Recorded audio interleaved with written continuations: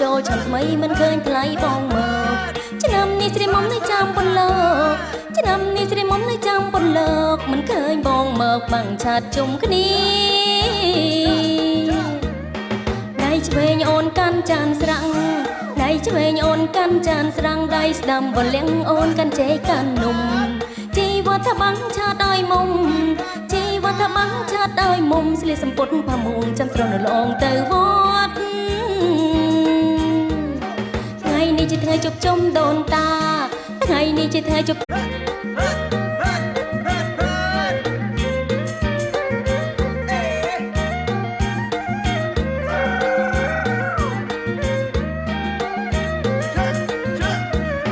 ឆ្នាំនេះថាទៅលេងវត្តណា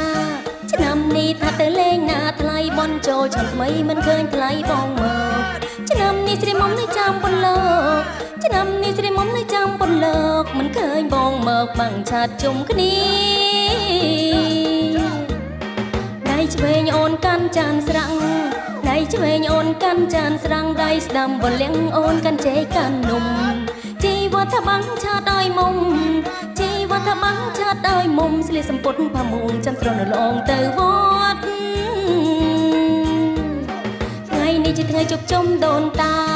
ថ្ងៃនេះជាថ្ងៃជប់ជុំដូនតាឪម៉ែមិញមាលេសប្បាយបានម្ដង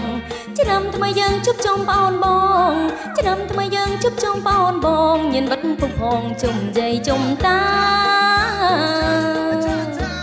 ឲ្យតនព្រឹកធ្វើចង្ហាន់ទៅវត្តឲ្យតនព្រឹកធ្វើចង្ហាន់ទៅវត្តនាំគ្នាត្រសងក៏ទៅវត្តទៅវាត្រៀមទឹកមកស្រង់ពីដាបៃតាសុំសុខសុំខមាទៅផងណាជីដូនជីតាដែលលោករស់នៅសពថ្ងៃបុរាណលោកបានពោលថាបុរាណលោកបានពោលថាកុំភ្លេចដូនតាពេលបញ្ចូលឆ្នាំថ្មីត្រៀមទឹកមកស្រង់តានឹងយាយដែលលោករស់នៅដល់សពថ្ងៃបានបនបារមីកុំភ្លេចដូនយាយដូនតា